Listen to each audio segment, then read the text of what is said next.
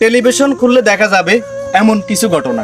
আসলে এই নির্বাচন এখন ভোট মুখর উৎসব, আসলে টান টান উত্তেজনা।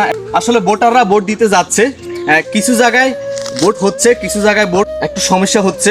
একজন মা হারিয়েছে তার সন্তান, একজন সন্তান হারিয়েছে তার পিতা, একজন বোন হারিয়েছে তার স্বামী। আবার আগে জীবন, আপনি বাঁচলে আপনার পরিবারের দায়িত্ব নিতে পারবেন, আপনি মৃত্যুবরণ করলে এই রাষ্ট্র আপনার দায়িত্ব নিবে না। পুলিশ বাহিনী বলবে এটা একটা বিচ্ছিন্ন ঘটনা, এটা হতে পারে, হয়, এটার কোনো বিচার পাবেন না।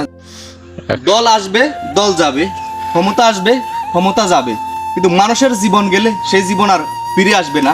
নেতা যাবে, নেতা আসবে।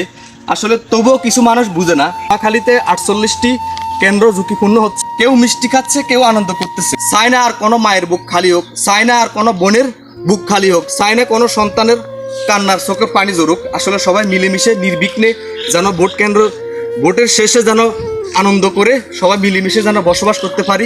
সবার প্রতি আমার আকুল আবেদন, আকুল অনুরোধ।